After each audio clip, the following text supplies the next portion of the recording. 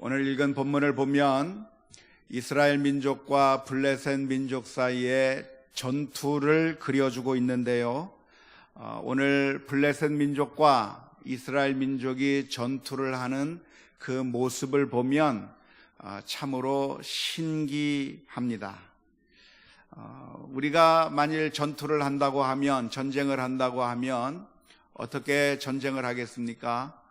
기습작전을 벌인다든지 아니면 여러 가지 화력을 써서 그 전면전을 펼친다든지 해서 전투에서 승리하기를 원하려고 했을 텐데, 오늘 본문에 기록된 그 전쟁의 이야기를 보면 이스라엘 민족과 블레셋 민족 사이에 기싸움을 하고 있는 것처럼 보입니다. 정작 전쟁은 하지 아니하면서 상대방을 향해서 기를 누르는 그런 모습을 보여주고 있습니다. 블레셋 진영에서 한 사람이 나왔는데, 우리가 잘 아는 골리앗이라고 하는 사람이 나와서 이스라엘 민족을 향해서 소리를 지르면서 그래서 이스라엘 민족으로 하여금 항복하라고 이야기하고 있는 모습이 오늘 본문의 말씀에 기록되어 있습니다. 하지만 이스라엘 진영 가운데서는 제대로 전투에 나설 사람이 단 한 사람도 없습니다. 이러한 전쟁의 방식은 오늘날에는 아주 생소한 전쟁 방식이라고 할 수 있겠지만, 고대 근동지방에서는 아주 자주 있었던 전쟁 방식이라고 말할 수 있습니다. 군대와 군대가 그냥 싸우는 것이 아니라 대표를 한 명씩 내세워서 그 대표끼리 1대1로 싸워서 이기는 쪽에서 전쟁에서 승리하는 그런 식의 전투입니다. 어쩌면 우리나라에서도 화랑 관창이 대표로 나가서 싸우려고 하다가 죽임을 당한 적이 있었는데요. 그와 비슷한 것이라고 말할 수가 있을 것입니다. 9절 말씀에 보면 골리앗이 이렇게 이야기를 했습니다. 그가 나와 싸워서 나를 죽이면 우리가 너희의 종이 되겠고, 만일 내가 이겨 그를 죽이면 너희가 우리의 종이 되어 우리를 섬길 것이니라. 골리앗이라고 하는 사람이 블레셋 민족의 대표로 나오고, 그리고 이스라엘 민족 가운데서 어떤 한 대표가 나와서 서로 1대1로 싸워서 그래서 이기는 쪽에서 승리하는 걸로 하고, 지는 쪽에서는 그 상대방 나라의 종이 되는 그런 방식의 전투를 제안하고 있습니다. 그런데 우리가 잘 아는 대로 이 골리앗이라고 하는 장군은 정말 장난이 아닌 무시무시한 사람이었다고 성경은 기록하고 있습니다. 그 사람의 키가 얼마라고 기록하고 있냐면 6규빗, 한 뼘의 키라고 이야기하고 있는데요. 규빗이라고 하는 것은 무엇을 의미하냐면 이 팔뚝 길이 정도의 길이를 가리켜서 규빗이라고 합니다. 팔뚝의 길이가 몇 센치 정도 된다고 봐야 되나요? 20cm요? 45cm? 예. 학자들은 아마도 1규빗이 45cm 정도의 길이였을 것이라고 추정하고 있습니다. 확실하게 말할 수 있는 것은 아니고요. 아마 그 당시 한 규빗 그러면 보통 어른들의 이 팔 정도의 길이라고 생각이 되니까 약 45cm 정도의 길이가 한 규빗이라고 말할 수가 있다고 한다면, 6규빗이면 몇 센티미터이겠습니까? 270cm입니다. 누가 이렇게 계산이 빨리빨리 나오시나요? 270cm. 270cm에다가 한 뼘이니까, 한 뼘이면 어느 정도 될까요? 한 15cm 정도? 그러니까 한 285cm 정도의 키라고 한다면 2m 80cm 정도, 혹은 290cm, 2m 90cm 정도의 키라고 한다면 정말 어마어마한 정도의 키라고 말할 수가 있겠죠. 우리 교회에서 제일 키가 크신 분이 누구신가요? 최봉주 집사님. 최봉주 집사님의 키가 2m 되십니까? 2m 78이에요? 1m 78. 최봉주 집사님만 봐도 키가 커서 제가 기가 죽는데요. 2m 80cm라고 한다면 저보다 한 2배 정도의 키가 큰 거인이라고 하니까 그 앞에 서게 되면 아마 주눅이 들 법했을 것이라고 생각을 합니다. 농구선수 서장훈의 키가 몇 센티미터인가요? 2m 7cm. 그런데 그 서장훈 선수가 이렇게 서가지고 우리 앞에서 나타나서 이렇게 쳐다보면 우리가 그 앞에서 주눅이 들 정도라고 말할 수 있는데, 2m 정도의 키가 아니라 3m 정도의 키를 가진 그 골리앗 장군이 나서서 어디 한번 나와보라고 소리를 꽥꽥 지르는데 그 목소리도 아마 컸을 것이라고 생각이 되니까 그 앞에서 이스라엘 민족들이 벌벌벌 떨 수밖에 없었을 것이라고 생각을 합니다. 여기서 질문이 하나 떠오르게 되는데요. 정말 이렇게 3m 정도의 키를 가진 사람이 정말로 존재했을 가능성이 있었을 것인가?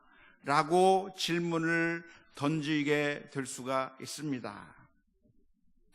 사람이 정말 3m까지, 2m 한 80cm까지 클 수 있다고 하는 것이 가능한 일일까요?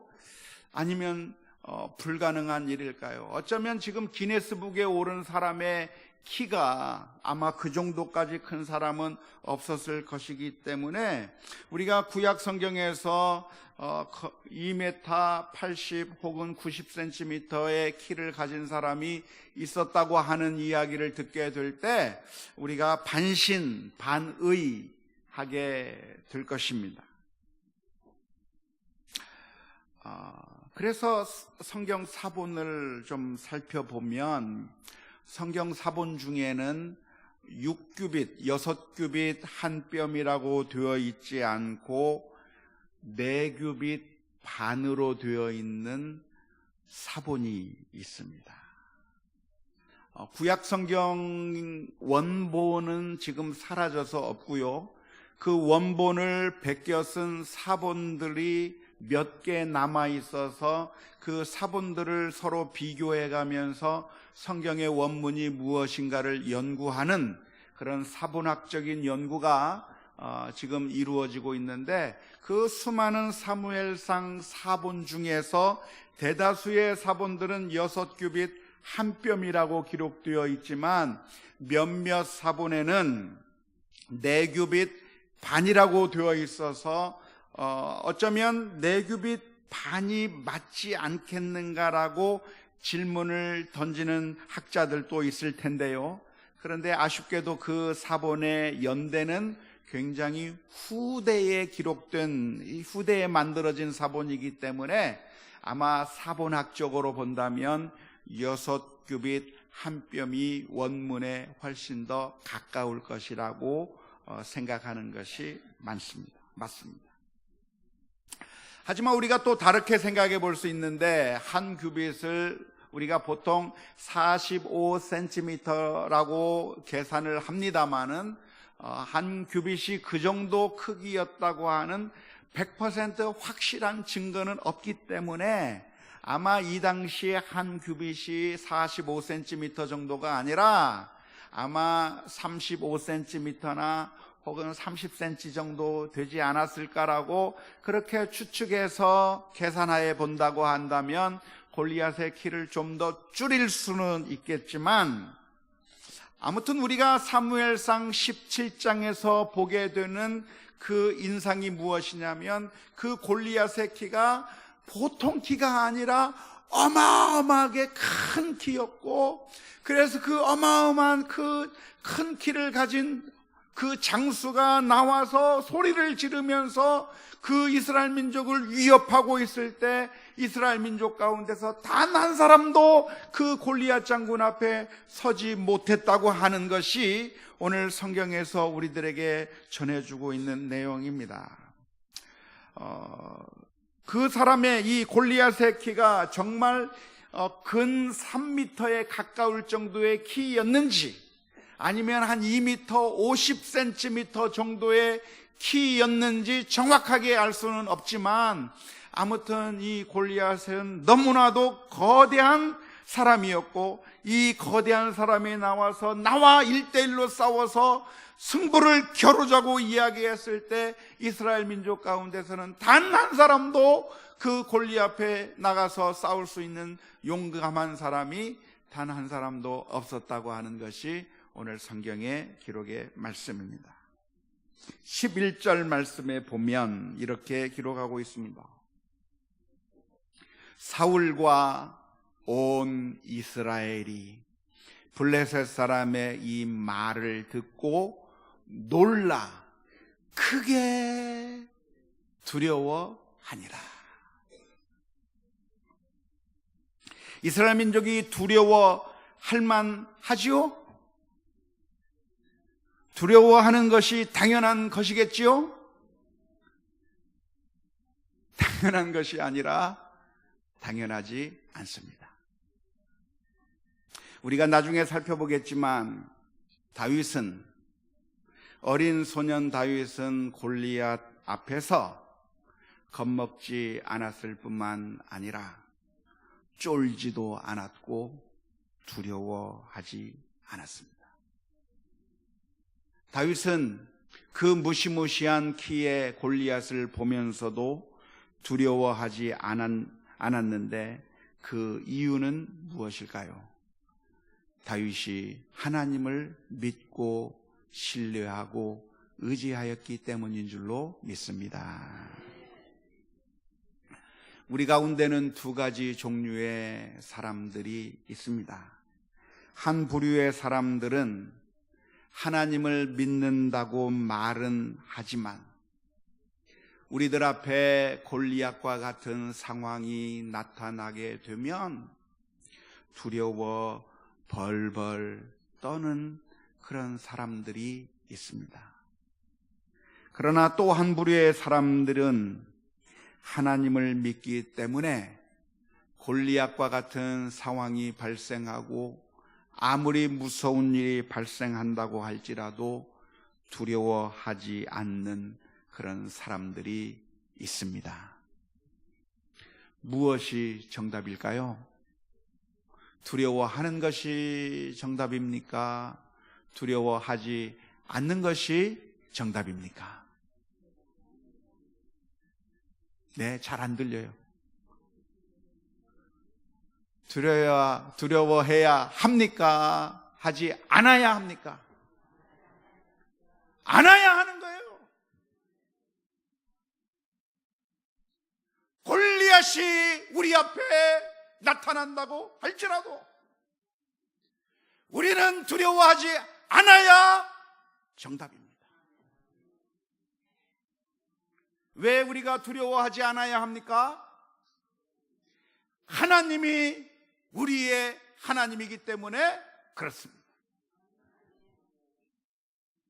시편 23편 4절의 말씀에 보면 이렇게 기록합니다.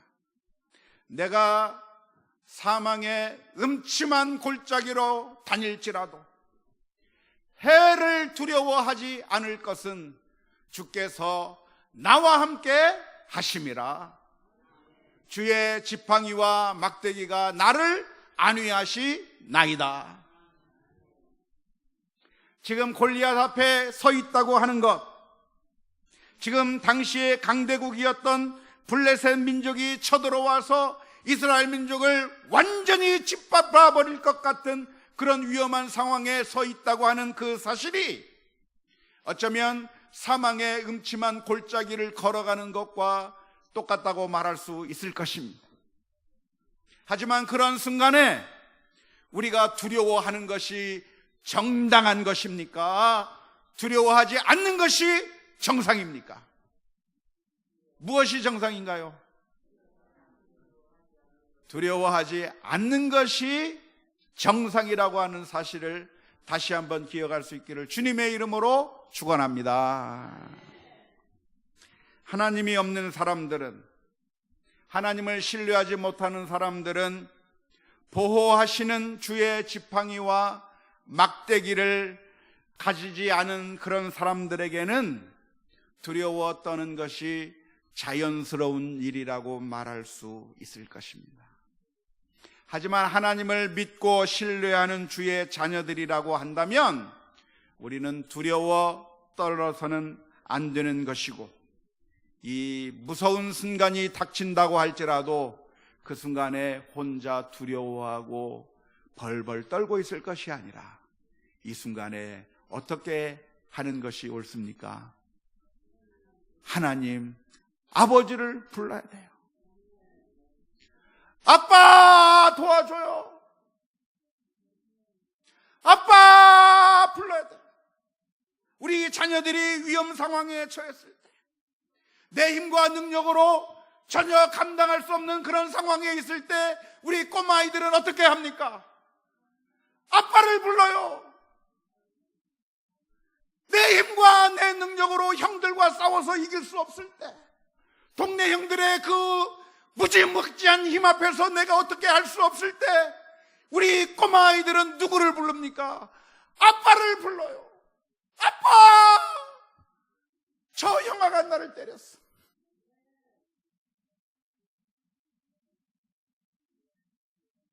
하나님이 더 셉니까? 골리앗이 더 셉니까? 하나님이 더 세죠. 두말하면 잔소리예요. 하나님의 권세와 능력이 무한하시다고 하는 사실을 우리가 기억해야 될 줄로 믿습니다. 그런 하나님이 우리의 하나님이라고 한다면 우리가 어떠한 상황에 처했다고 할지라도 두려워하거나 겁먹을 것이 아니라 이 순간에 하나님을 의지하며 하나님 앞에 간구하며 나가야 될 줄로 믿습니다. 하나님께서 이스라엘 민족을 향해서 두려워하지 말라고 말씀해 주실 때에는 무슨 이유를 가지고 두려워하지 말라고 말씀하십니까? 하나님께서 우리로 하여금 두려워하지 말라고 말씀하실 때는 얘야 두려워하지 말라, 네가 가지고 있는 무기가 첨단 무기니까 두려워하지 말라고 말씀하시지 않습니다. 네가 지금 최신식 무기를 가지고 있지 않느냐? 넌 지금 최고의 전략을 네가 가지고 있지 않느냐? 너는 지금 자금이 충분치 않느냐? 너는 건강하지 않느냐? 너는 대단한 권력을 가지고 있지 않느냐? 너는 지금 유리한 고지에 있기 때문에 내가 두려워하지 말라고 그렇게 말씀하시는 것이 아니라, 우리에게 아무것이 없다고 할지라도 걱정하지 말라, 내가 너와 함께 함이니라. 하나님이 다 가지고 계시고 하나님이 전능하신 하나님인데 우리에게 아무것도 없다고 하는 사실이 두려워해야 될 아무런 이유가 되지 않는다고 하는 사실을 기억해야 될 줄로 믿습니다. 이사야서 41장 10절의 말씀에 두려워하지 말라, 내가 너와 함께 함이라. 놀라지 말라, 나는 내 하나님이 됨이라. 내가 너를 굳세게 하리라. 참으로 너를 도와주리라. 참으로 나의 의로운 오른손으로 너를 붙들리라 말씀해 주십니다. 하나님께서 함께 하신다고 한다면 두려워할 것이 없고, 하나님을 바라보고 해야 했을 것이고, 아무리 어마어마한 키, 생전 보지 못한 거구의 그 괴물 같은 골리앗이 내 눈앞에 서 있다고 할지라도, 사울과 온 이스라엘이 블레셋 사람의 그 말을 듣고 놀라 크게 두려워했던 것처럼 우리도 두려워하며 벌벌 떨고 있을 것이 아니라 그 순간에 하나님을 기억하는 것이 옳을 줄로 믿습니다. 하나님은 어떤 하나님이십니까? 하나님은 이스라엘 민족을 애굽 땅에서 구원해내신 하나님이십니다. 하나님은 어떤 하나님이십니까?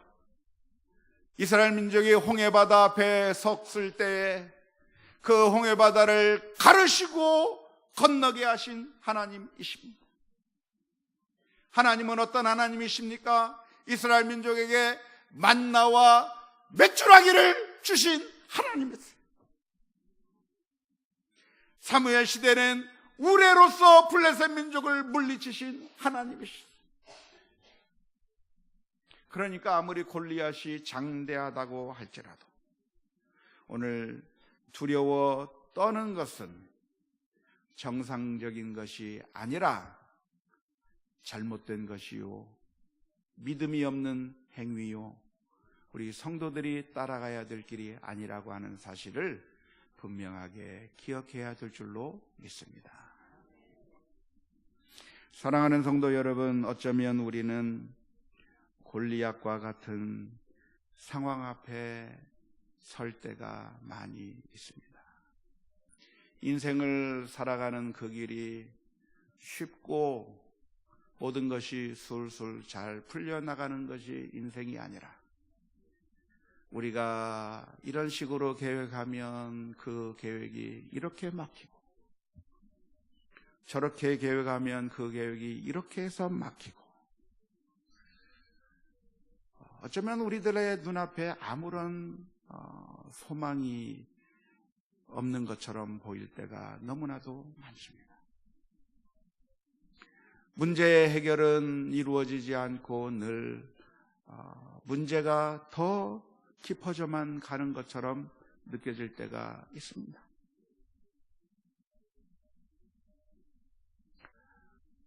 결혼의 문제, 취직의 문제, 우리 가정의 문제, 우리 자녀의 문제, 문제들 하나하나마다 문제가 해결되기는커녕 더 힘들고 어렵게 꼬여만 가는 것처럼 느껴질 때가 많이 있습니다. 그리고 그 문제들 앞에서 우리들의 힘으로는, 그리고 우리들이 가진 돈으로는, 그리고 내가 가진 지혜와 방법으로는 전혀 아무런 해결도 할 수 없을 것처럼 생각될 때가 너무나도 많이 있습니다. 하지만 그러한 순간에도 오늘 우리들이 사울과 온 이스라엘 민족이 블레셋 사람의 말을 듣고 크게 놀라 두려워했던 것처럼 우리도 똑같이 두려워하고 걱정하고 절망 가운데 있지 않아야 될 이유가 무엇입니까? 그것은 하나님께서 우리와 함께 계시는 하나님이시기 때문에 두려워하지 않을 것을 믿어야 될 줄로 믿습니다. 우리는 하나님에 대한 믿음이 늘 흔들려요. 우리가 예배를 드리고 말씀을 읽고 설교를 듣고 할 때는 우리가 믿음이 있는 것 같다가도 정작 우리들의 눈앞에 골리앗이 보이기 시작하면 하나님에 대한 믿음이 흔들리기 쉽습니다. 그 이유가 무엇이냐면, 과연 하나님께서 이 상황 속에서 저 골리앗과 같은 문제들을 과연 해결해 주실 것인가에 대한 확신이 우리에게 없기 때문에 그렇습니다. 그 확신이 없는 이유가 무엇이냐면 내 모습을 볼 때 확신이 없어요. 내 모습을 보면 더러운 모습이고 하나님 앞에 늘 거룩하게 살지 못했고 이기적이고 나태하고 그리고 정말 하나님의 말씀대로 살지 못했던 우리들의 모습인데 과연 나 같은 사람도 하나님께서 인정해 주시고 사랑해 주시고 그리고 이 문제들을 해결해 주실 것인가, 그런 고민과 걱정이 우리들에게 있습니다.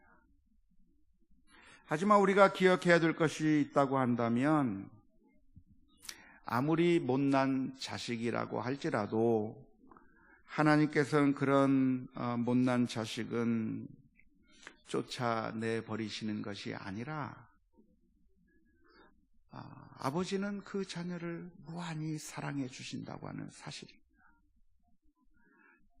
자신의 유산을 미리 받아 챙겨서 그래서 먼 이방 나라에 가서 장기와 함께 먹어버리고 다 탕진해버리고 그리고 거지가 되어서 아버지의 명예를 실추시킨 채 그래서 아무것도 내놓을 수 없는 상황 가운데서 털털한 그 모든 것을 다 잃어버리고 혼자 정말 힘없이 걸어오는 그 둘째 아들을 너는 내 이름을 더럽힌 못난 자식이라고 하면서 내쫓아버리고 너는 이제 내 호적에서 파버리겠다고 그렇게 말하면서 내쫓아버리는 아버지가 아니라 그 아버지는 그 아들을 기다리다가 저 멀리서 오는 아직도 누군지 확실하지 않은 저 멀리서 오는 둘째 아들의 모습을 보고 저 둘째가 내 아들이 맞지 않을까 하면서 뛰어가면서 그 아들을 맞이하고 환영해주고 그 아이에게 가락지를 찌우고 신발을 신기고 잔치를 베푸는 그런 아버지의 마음처럼 하나님께서는 우리가 아무리 연약하고 부족해도 사랑해 주시는 아버지 하나님이라고 하는 사실을 우리가 분명하게 믿어야 될 줄로 믿습니다. 우리는 종종 오해를 하는데 왜냐하면 우리 인간 아버지는 매몰찬 아버지가 너무나도 많기 때문에 하나님에 대해서 오해할 때가 너무나도 많습니다. 인간 아버지는 자식을 내쫓아버리기도 하고 때로는 그 자식을 미워하기도 하고 하는 그런 매몰찬 아버지를 우리가 너무나도 많이 경험해서 하나님도 그런 매몰찬 아버지가 아닐까라고 오해할 때가 너무나도 많은데 우리 주님께서 가르쳐 주시는 아버지 하나님은 탕자와 같은 모습을 가진 우리에게도 한없이 사랑해 주셔서 우리의 힘과 능력으로 아버지 앞에 올 수 없기에 그 아들을 십자가에 내어 주시기까지 사랑해 주시는 정말 사랑이 많으신 아버지 하나님이라고 하는 사실을 기억해야 될 줄로 믿습니다.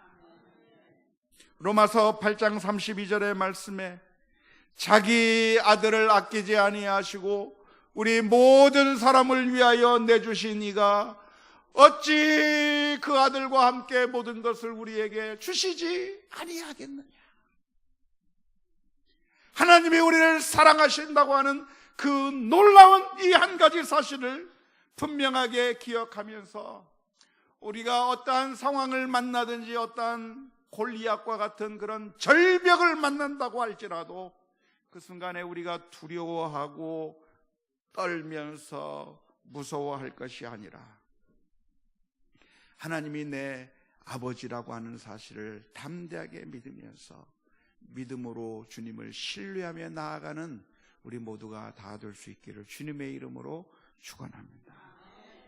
만일 내 마음에 그런 믿음이 없어서 불안한 마음이 생기고 두렵다고 한다면 하나님 앞에 주님 내 믿음이 부족합니다. 하나님을 철저하게 믿고 의지하고 신뢰할 수 있는 믿음을 달라고 기도하며 나아가야 될 줄로 믿습니다. 물론 오해하지 마십시오. 그러니까 제가 말씀드리고 있는 것은, 그러니까 하나님께서 모든 골리앗을 다 해결해 주신다고 하는 그런 의미의 말씀은 아닙니다. 하나님께서는 내가 원하시는 대로, 내가 원하고 내가 소원하는 대로 하나님께서 다 내 뜻대로 이루어 주신다고 하는 그런 의미로 말씀드리는 것은 아닙니다. 때로는 하나님께서 그 골리앗과 같은 문제들을 해결해 주시지 않을 때처럼 보일 때도 있습니다. 하나님 이것 좀 해결해 주세요, 하나님이 이것 좀 없애주세요라고 기도하고 있지만, 하나님께서 그 모든 문제를 우리가 원하는 대로 내 뜻대로 하나님께서 들어주시지 않을 때가 많이 있고, 때로는 정반대로 우리의 기도와 우리의 간구와는 정반대로 움직이게 될 때도 너무나도 많이 있습니다. 하지만 그때도 우리가 확신할 수 있는 것이 있다고 한다면, 그것은 하나님께서 골리앗과 같은 문제를 해결해 주시지 않는다고 할지라도 그것은 하나님의 능력이 부족해서가 아니고 하나님이 나를 사랑하지 않기 때문도 아니라, 내 생각과는 달리 하나님의 생각은 더 깊고 옳아서 그것마저도 우리에게 유익이 되기 때문에 하나님께서 모든 것을 합력하여 선을 이루신다고 하는 사실을 확신할 수가 있는 줄로 믿습니다.